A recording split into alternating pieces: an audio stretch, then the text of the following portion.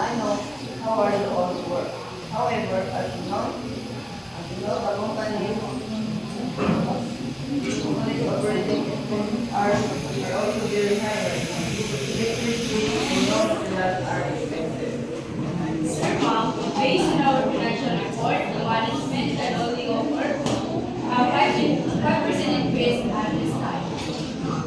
Sir, 1% still be enough. It won't be enough for our daily needs. Our 10% increase is just enough for our daily and body. That's right. Also, regarding our open pay, it should follow the standard rate. We've been working extra hours for months just to get the production quality. I am aware of that. But if you grant the first day, immediately it might affect the company's stability in your job in the long run. 5% is our final initial.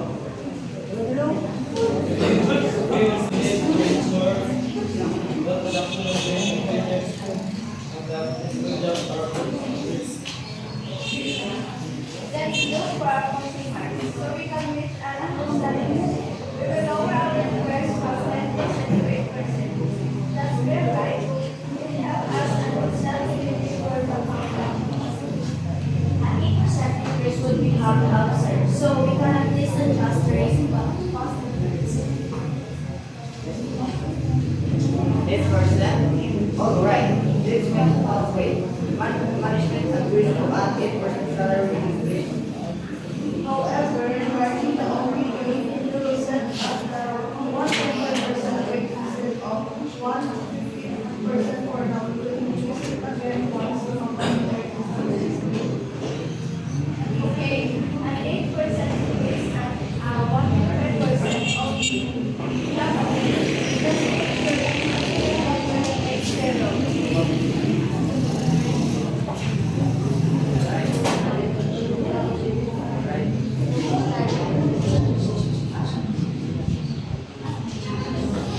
Here, thank you for your cooperation.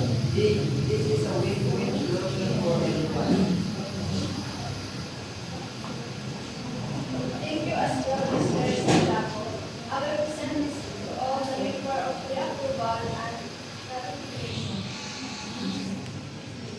I will prepare the rest for now voting and ratification.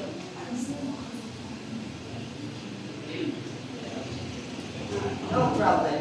Once approved, we will draft the contract or the city and sign it officially.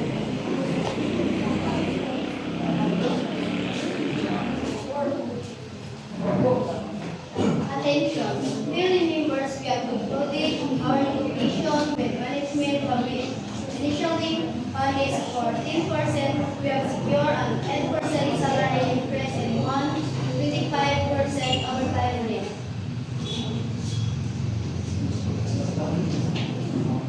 This is a significant win. It balances our need for higher pay with the long-term stability of our jobs. We strongly recommended the body to ratify this. We will now proceed to the regarding voting business to vote now.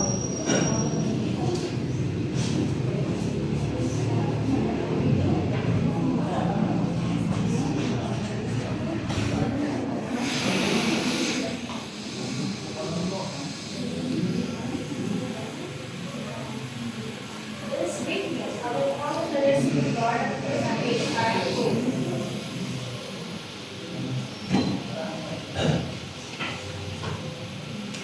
Congratulations, Ms. We are the only house ratified the proposal. We are ready to meet it. I have a final rectifying this contract will be effective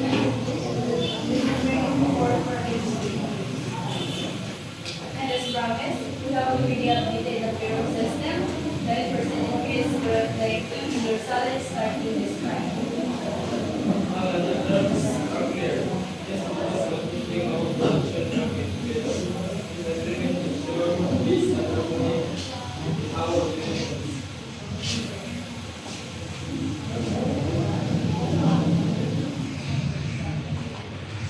of the Union is signed is secured. Thank you for listening to our program. The agreement is signed.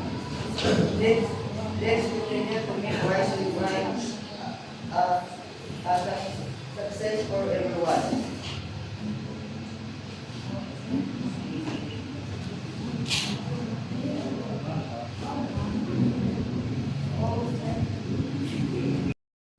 So, good morning everyone. This is the birthday of Mother Day.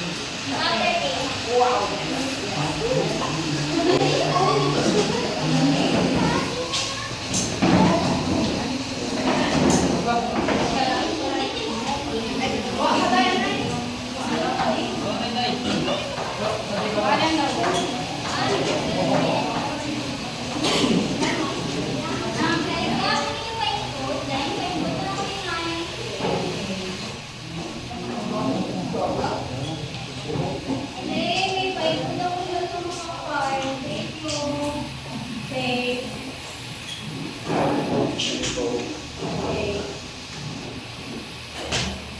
Very funny, guys. Kala ko maano na yun. Pero, guys,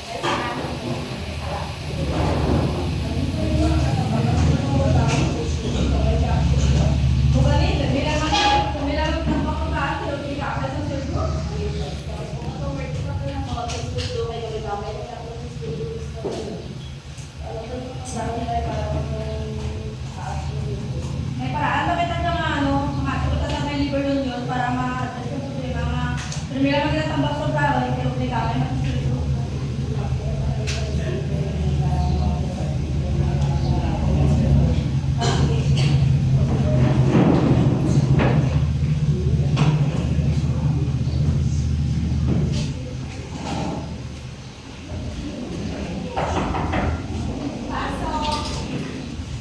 Morning, ma'am. Morning.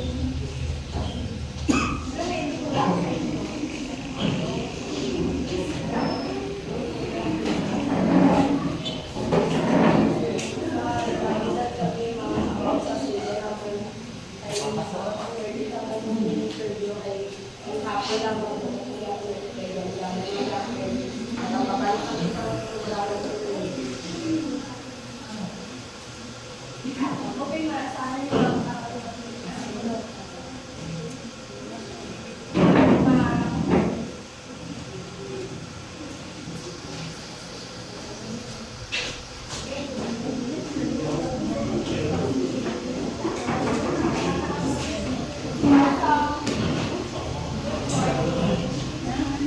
I am the leader of the union. This is the Emirates company. No problem na or issue kaya na para as the matter of fact, yung kasi ito yung complaint sa akin ako sa resume. So, kanina na ako is madami at hindi ako mag-interview sa kanilang job. Thank you so much for the information. Kaya parang hindi nila nakagawa ng maayos sa kanilang trabaho. Opo, dapat na gawin mo ng paraan para more action para sa for the good of your company at sa community. Okay, again, thank you so much for this information. That is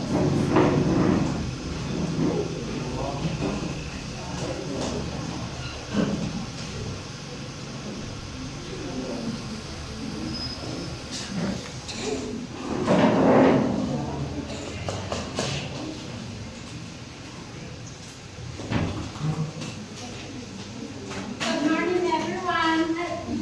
I have quick meeting for today. I want to all gather in room.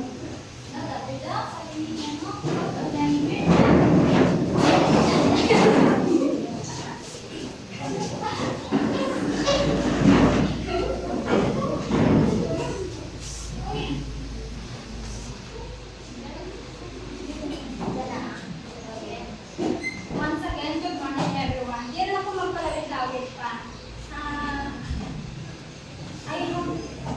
I want to be honest. Raise your hand if you're suggesting something. May pumunta sa akin na labor union. Kinausap ako tungkol sa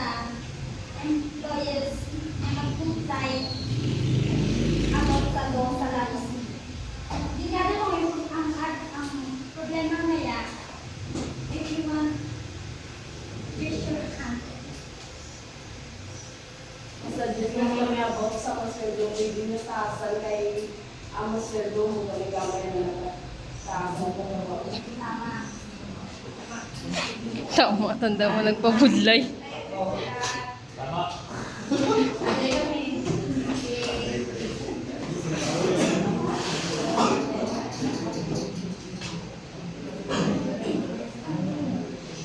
So, i-address natin ang inyong problema about sa salaries mo. So, ano gusto ninyo? Bawasan po ang obra or pataasan po ang inyong sweldo? If you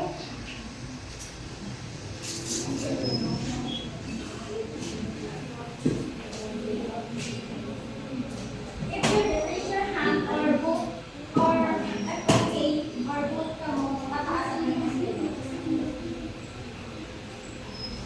So, majority, kay tanan man ka mo, tanan ka mo agree sa pataasan ng sweldo. So, thank you so much for participation is given today. Umpisa kaya, pataasan ko ang inyong sweldo na thank you kung pwede na makabalik sa inyo. Thank you. So, kaya naman ako.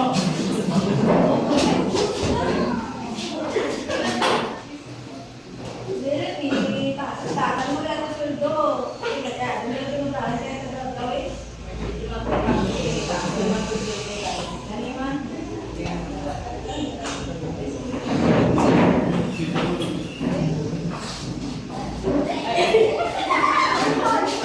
Masan? Good morning, everyone. This is the title will be the Secret of the End or the End Exam of the Mega Cup Pool. So, the scene will be the fourth CBA meeting at the main which is the conceptualization.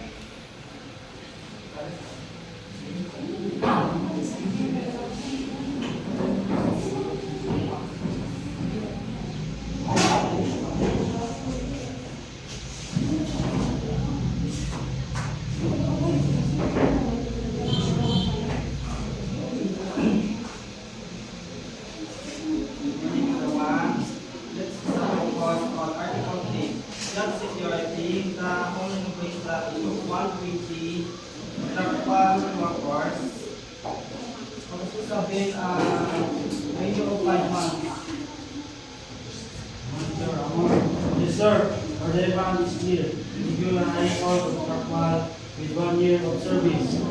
Lisa, nor has been backing for 4 years but still improved.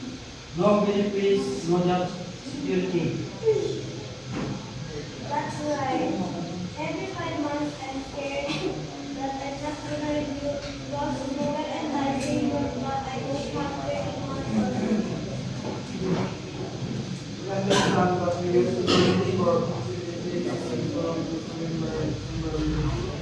We realized all of this because it was not our doing so much. But the only department order 174 say repetitive 5 months contracts for regular jobs is illegal. Talking is for workers, not seasonal. Our lawyer advised that we can offer regulation for 14 workers based on performance and seniority. The rest stay with the agency for now. As management, I will be participating in all of the team and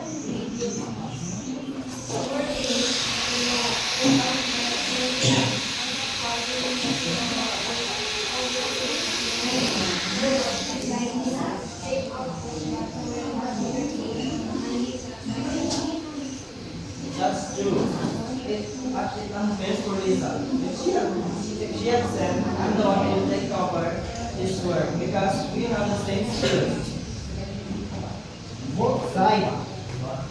Both sides. Ayaw ka point mo sa point.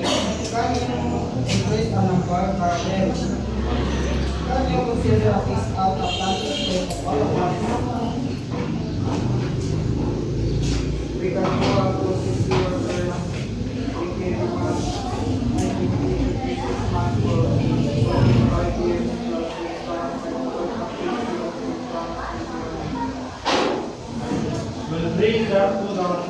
for voting. But we want to raise commitment in the city. No more ego proposals and community contracts with hiring regulars. So we will conclude that in the agreement, HR will administer the regularization process with the union in every 6 months. Good. As a political body, both sides have this. This is the work and assign next meeting. And that's all our little play for today.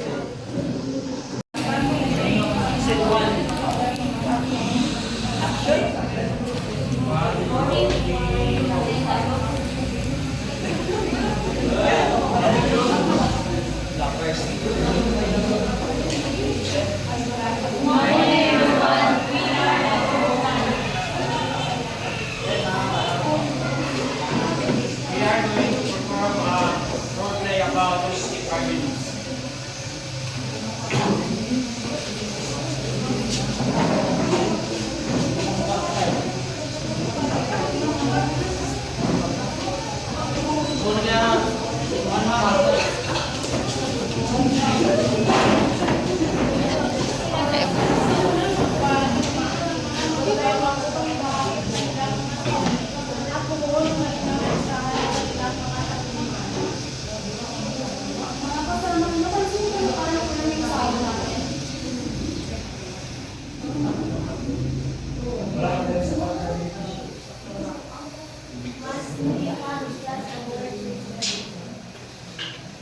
Sige, ilista natin ang ating hilingan. Ang ating nais, dagang sahod, servisyo, at kaligtasan ng trabaho.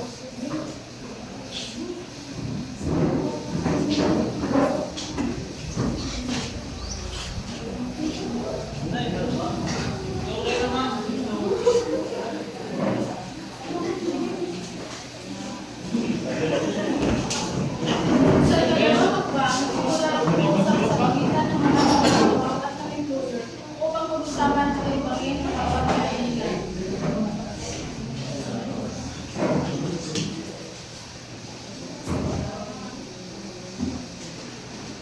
Ano ba ang inyong mga kahilingan? Nais ko namin yung hilingan, dagdag sahod, maayos na kondisyon sa trabaho. Kailangan natin.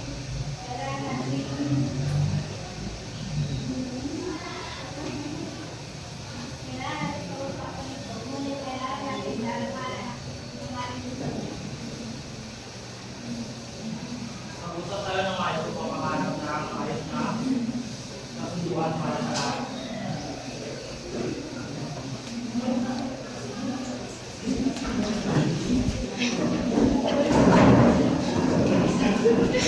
Ay, ma.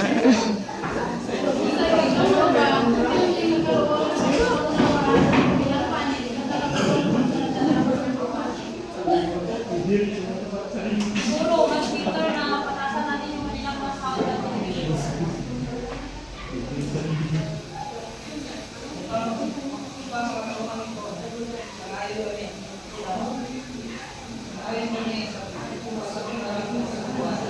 Ihanda namin ang kakal.